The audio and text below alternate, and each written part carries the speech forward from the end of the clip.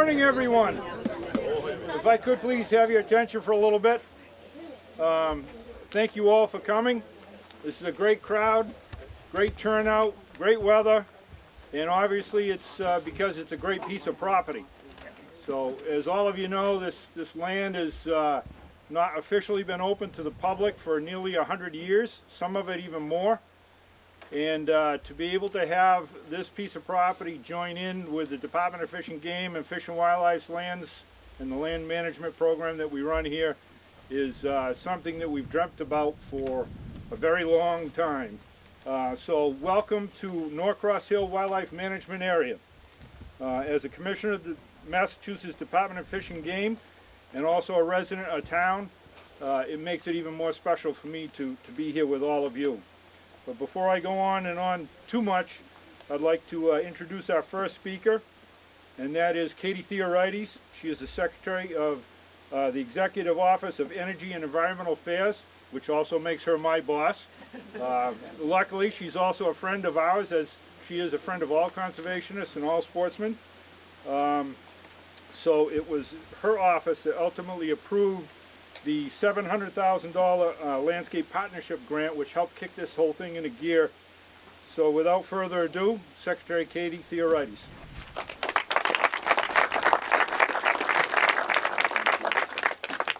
Thank you, Commissioner, and thank you all for being here today. I think what I've heard in talking with some of you here and in talking with the Commissioner and his team is just about how special this piece of property is. It's more than, it's more than a conservation project we've all worked on.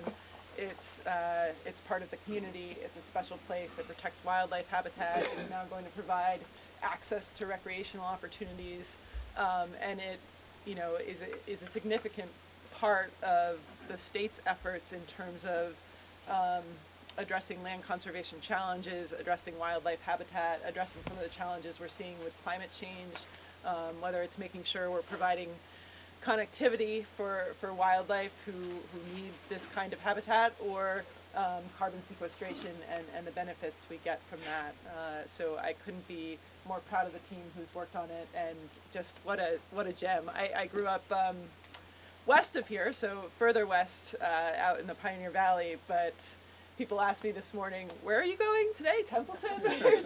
And it's a pleasure to be able to get out to something like this, to see the view, to see the open space that's being protected, and to see the community engagement to make it a reality. So we have a lot of thank yous this morning. I wanted to thank our Commissioner. I know this has been something you've been really, really keen on and worked hard on.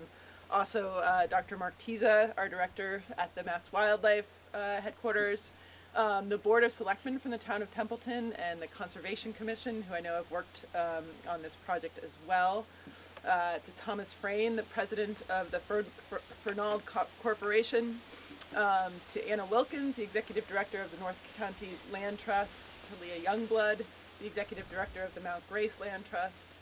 To Joanne and Danny Burden, who are private landowners working with Land Trust as part of the Landscape Partnership Grant Award. To DCR and their land protection program for committing to assist the town of Templeton with a permanent protection of the land as part of the Landscape Partnership Project.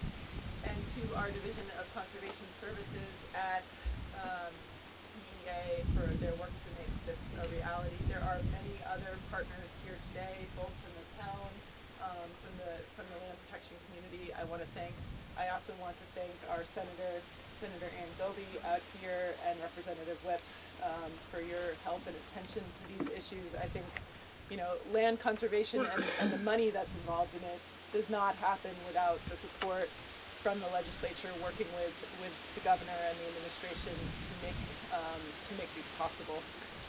So with that, I will turn it back to the Commissioner and just thank you all, and say, I'm just so excited to be able to see people out here enjoying this in the future. Absolutely. Thank you very much. Thank you.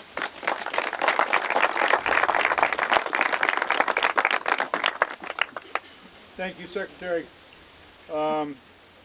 As most of you folks know that are familiar with this property, it is a special place. We commonly see a lot of different game species here. We see black bear, white-tailed deer, turkey, lots and lots of turkey, and many geese.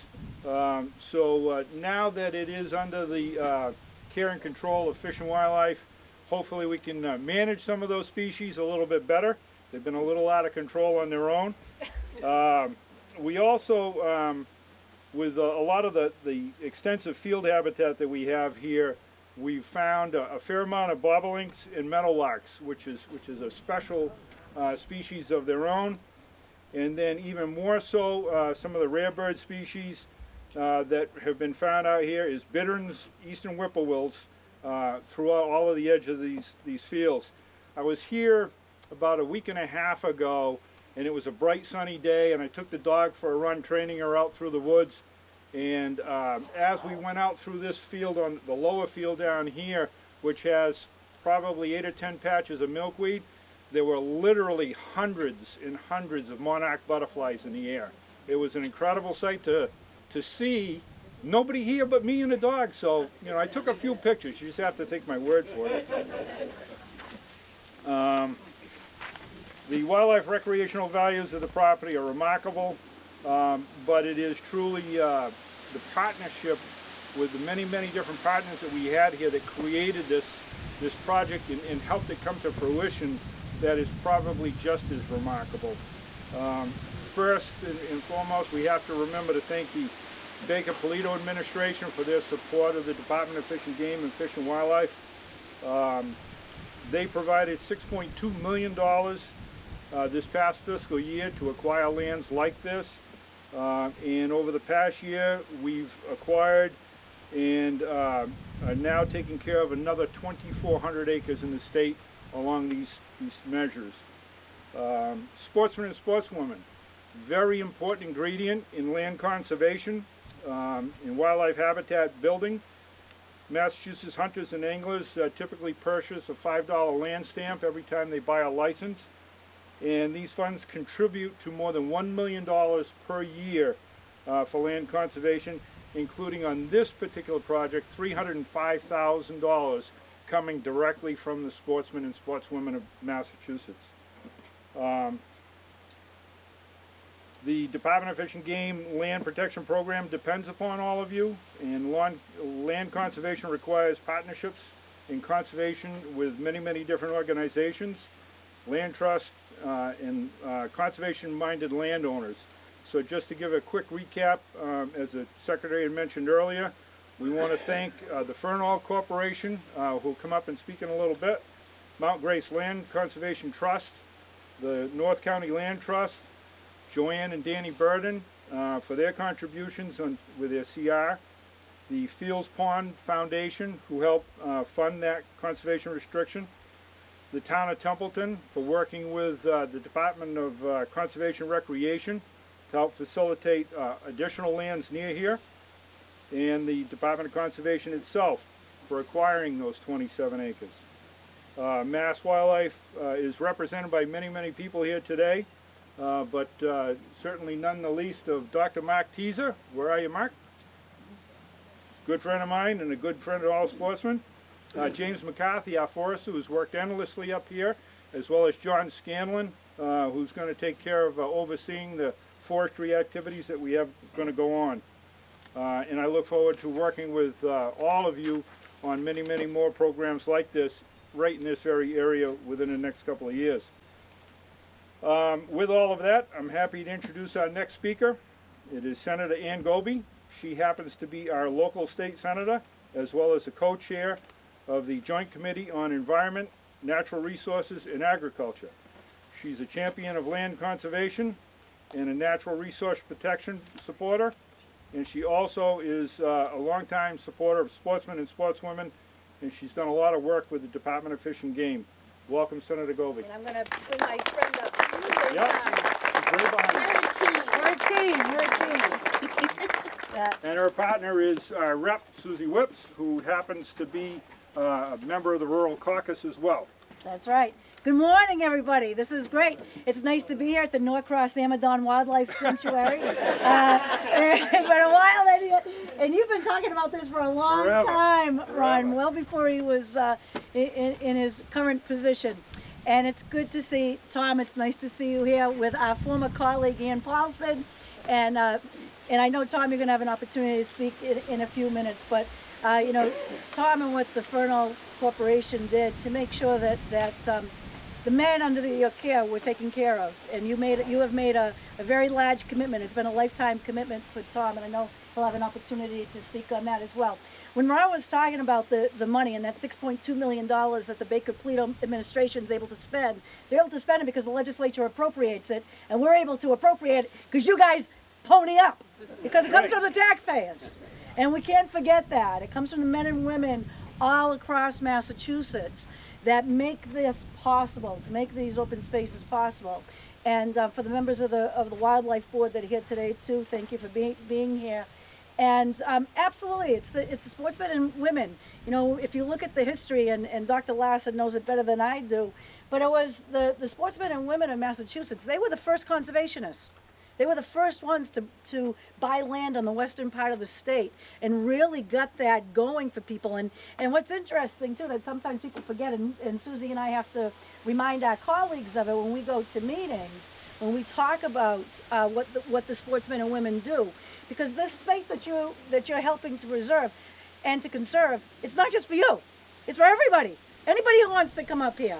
Anybody who wants to walk through, if we have birders, people that want to enjoy it, people on trail walks and rides, you know, it's for everybody. And sometimes people forget that, what the sportsmen and women do for all of the Commonwealth. So I'm honored to be here today to have an opportunity just to say thank you, and thanks for the great partnerships. Because even with the money that we appropriate, you can't do anything alone. Everybody's got to pitch in, and I know that you're probably going to be coming up in a few minutes too. And Mount Grace continues to be a wonderful partner for our entire region. So thank you very much. Thank you, Commissioner, and thank you, Madam Secretary, for being here. And I know you're going to be joining me later. She's being very good. Once I knew she was out here, we put our hooks in her, and she's coming to meet with some of my lake associations in some other towns today. And I want to turn this over to my very good friend and partner in the legislature, Representative Susie Wims. Hi, thank you so much for having me today. I'm so glad everybody's here and we have a beautiful day. One of the things that Senator Goby and I make a point to do every time we're in Boston is to share with our colleagues about our beautiful district, because Ann and I are 100% convinced that our districts are the most beautiful in the Commonwealth. And not only do we remind our colleagues about how beautiful it is, we remind them that every time they turn on their tap, their water's coming from here, and when they're breathing, we're actually their lungs out here, and it's something that we take really seriously, and we work really hard as a rural caucus to make sure the folks in Boston know the commitment we make to the Commonwealth, and that's something we take so much pride in. We know all of the folks out here take a great deal of pride in as well.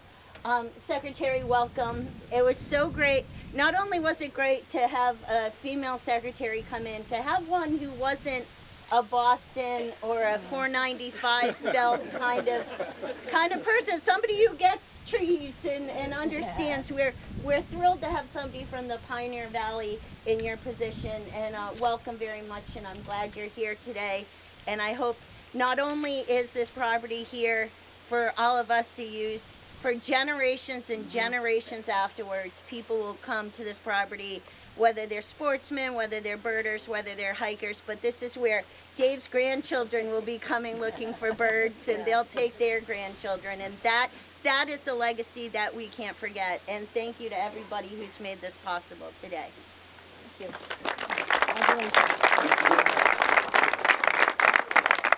Thank you very much to the Senator and the Rep. And as Senator Goby pointed out, we're lucky to have a couple of the Fish and Wildlife Board members here with us today. We have the Chairman, Dr. Joe Larson, with us today. Hello to Joe. And also to Bonnie Booth. Thank you very much for coming here today. Next up, we're extremely grateful that the town of Templeton voted to sell the municipal land to DCR, which helped facilitate all of this partnership moving in the right direction. It was a very important element in the grant application, and we appreciate their guidance and support from their Board of Selectmen, their town administrator, the Community Preservation Committee, and the Conservation Commission as well. So I'd like to ask Teresa Griffiths from the Select Board to come up, along with John Henshaw from the Open Space and Preservation Committee.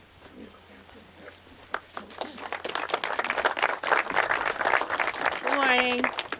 Being new to the Select Board, I'm humbled and privileged to be here because I did not really know about anything that transpired. So again, it's a privilege to say thank you on behalf of the previous selectmen who worked to make this possible, to our administrator, and on behalf of the citizens of the town. I just say thank you to everyone who partnered to make this possible, and I'm very grateful. I'm an avid outdoorsman. I can't wait to bring my grandkids up here. I love to fish and hike, so thank you to everyone. Thanks for coming out, and to all who made this possible.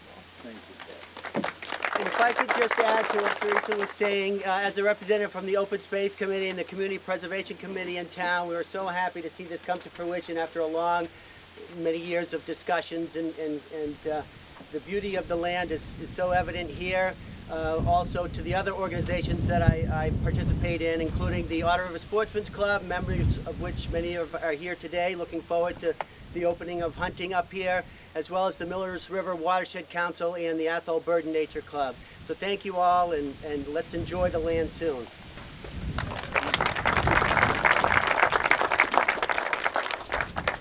Thank you, Teresa and John. Next up, I'd like to thank the Fernald Corporation and their Board of Directors for working with us in the conservation of the Norcross property. The Fernald Corporation has been active in this region for more than 100 years, supporting intellectually disabled residents who resided within their Fernald development centers. We appreciate everything they do for the people with disabilities and for participating in this land conservation effort. Land conservation cannot happen without conservation-minded landowners. So please welcome up Fernald Corp. President Tom Frame.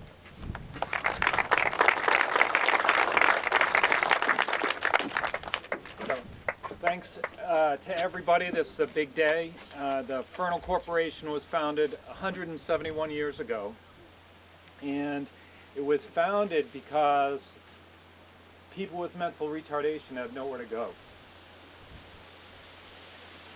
There was nowhere for them to be cared for. So a man named Samuel Howe formed a corporation in 1848, and that began the progress towards today what's known as the Department of Developmental Services. And along the way, the first Fernald Developmental Center was in South Boston. It eventually moved to Waltham. And in the early part of this century, the state started the Templeton Developmental Center. In order to support the Templeton Developmental Center, which was an agricultural-based program and residence, the Fernald Corporation really through a miraculous, marvelous, almost two-century effort to raise money and acquire this property starting in 1923 that assisted the farm, the Templeton Developmental Center. And for timber, for food, for grazing, and the land that was just conveyed was the 460 acres acquired by the corporation between 1923 and 1969. This was a massive project that began in the 80s in correspondence with the executive branch of the Commonwealth. It eventually resulted, unfortunately, in court, and but it resulted in this really great day. So Marion, when we were corresponding back and forth, she was, saying a really important thing, like how do you reconcile, the 40,000 people cared for by DDS today with this beautiful open space? And it didn't take me long. I have a brother in a group home, and many times in my life and many times working for the corporation over the last 20 years, they led me, they led us as a society, and people working on their behalf really scrimped and saved and raised money to support them, which resulted in this. And when you think about it, in 1848, the Civil War hadn't happened. Women couldn't vote. One man could own another. But they were so forward-thinking to care about these really, even today, people that are really forgotten. The forgotten voiceless, we refer to them in a sister organization. So this is a really great day. There are so many people, as you're hearing, like it's a tribute to the Republic and the Commonwealth, what you're hearing today, that everybody, even though it hasn't been easy and we all haven't gotten along all the time, I'm sure, you know, Ann was tired of talking to me at various points in our relationship, but you know, everybody, when you hear about the grants, the legislature, the governor, and I agree with Ann about, you know, don't forget the legislature, because that's your voice there, and you wouldn't have this if it wasn't for them. But there's just so many people. But I do want to call out Representative Ann Paulson and her husband Fred. She's been on our board for years. Her constancy and advice has been just invaluable. Robert Heineman, who I don't think is here today, he was a drumbeat for keeping this place open space. When we started, you know, thinking about selling it, you know, 10 or 15 years ago, there was a lot of interest from people that the town would not want here. And Robert Heineman was a constant voice about keeping this open space. All of our other board members, Johanna Smith, Colleen Lutkovich,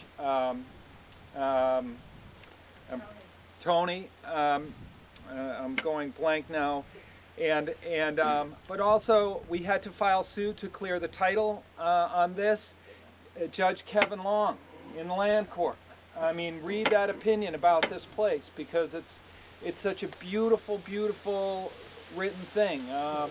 You know, John Michael Donnelly, who was the assistant AG in the litigation, and he was a very formidable opponent. And him and Judge Long really went back and forth. I can't say enough about Judge Long or the Supreme Judicial Court. This case went to the Supreme Judicial Court, the highest court in the land, to resolve the title dispute.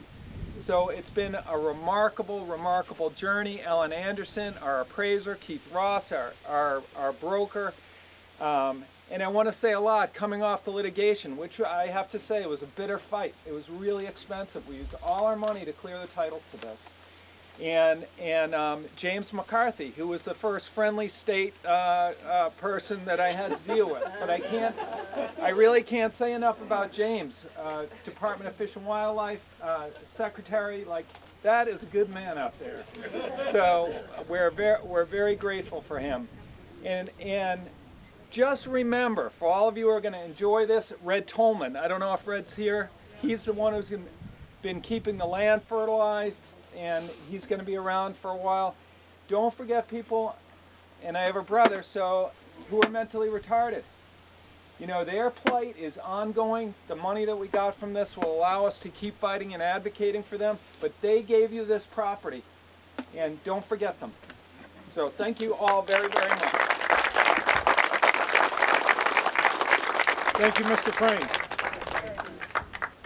Next up, would like to have some very good partners come up and say a few words. We have the executive directors of the Mount Grace Land Trust and the North County Land Trust. Lee Youngblood and Anna Wilkins. They've worked together with us on many other projects, but especially this landscape partnership grant application, and they really helped to lead the effort on the Burden property as well. So come on up, Lee and Anna.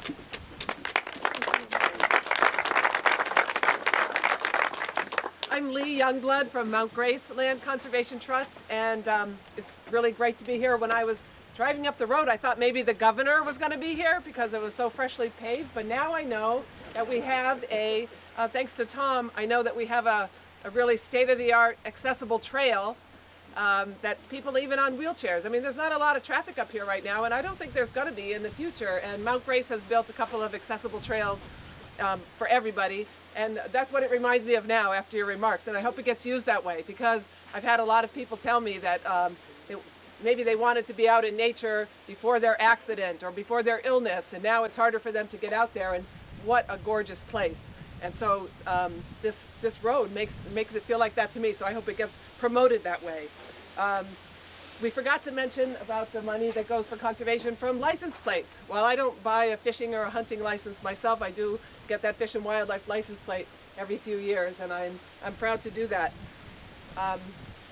Mount Grace's new deputy director, Emma Ellsworth, if she wasn't in Bird Week up in Maine hunting, she would be here, and I'm really happy that we have the sporting community represented on our staff in such a great way. So look forward to meeting our deputy director, Emma Ellsworth.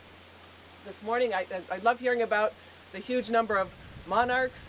When I was getting lost earlier this morning before my escort by the environmental police, that was nice, but I saw a flock of bluebirds. And in my place, I see maybe 2, 4, 6 of them at a time, but this was maybe 30, and it was really, really remarkable. And so this is a remarkable place, and we're all going to get to enjoy it. A project like this makes 3 things obvious, 3 things that are always true, but this project makes it obvious. We live on a beautiful planet, and taking care of it is something that feels good, and we get a lot back from. So it's really hard to miss, especially if you've seen the video taken of this place. How many people have seen the video, the aerial views?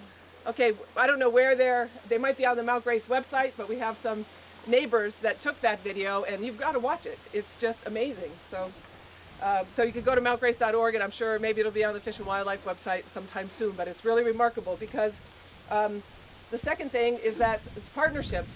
The second of the 3 things is partnerships, that while we need the state just doing the bulk of the conservation here, they're putting the bulk of the money, but it was really this little 17 acres that North County and Mount Grace are going to share a conservation restriction on the land of Joanne and Danny Burden.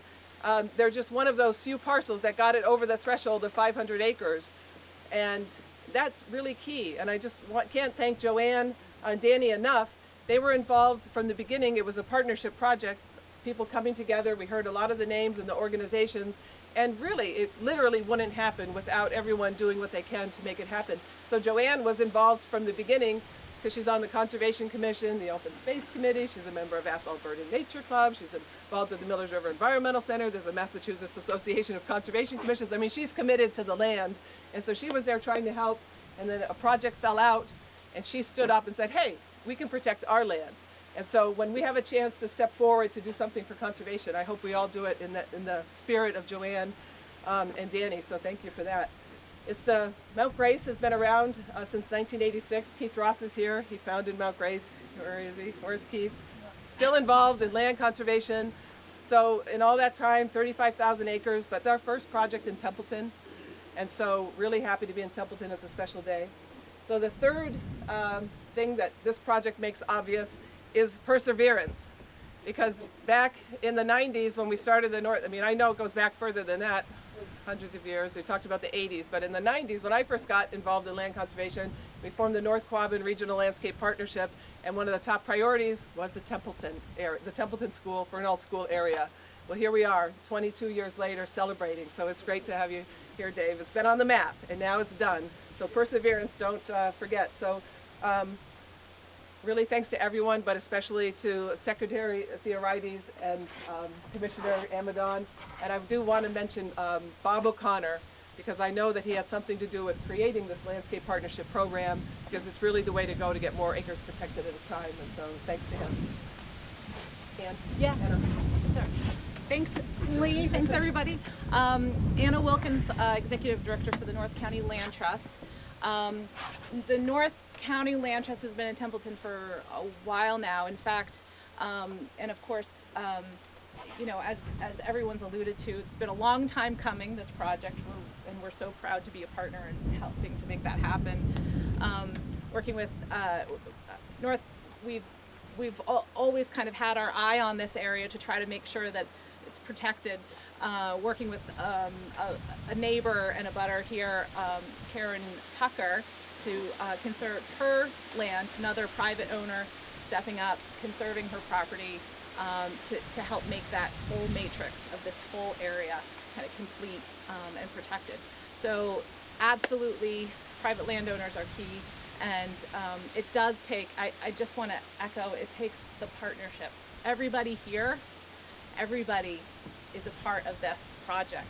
And we need everybody to make these things happen. So we're just super pleased to be counted among those, and just want to thank everyone for their participation. So I won't go on because we all want to eat donuts. Thank you very much.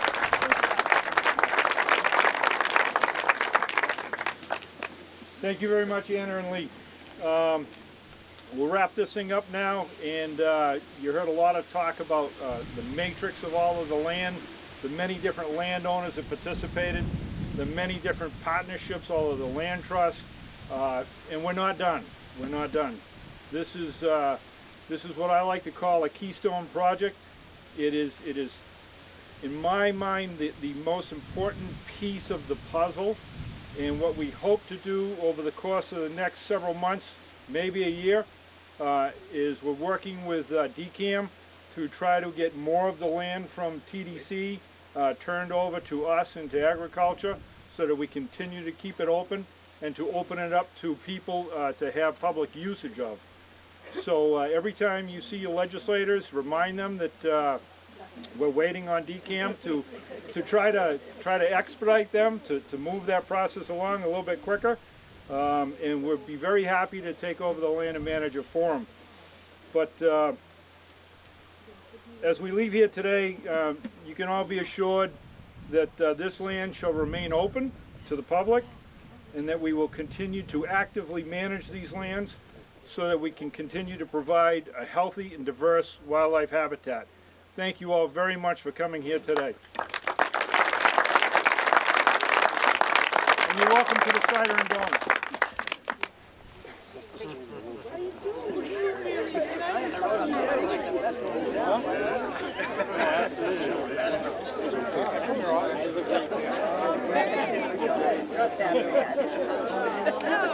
How are you? I'm sure you had something. He talks about the butterflies. Hi, Phil.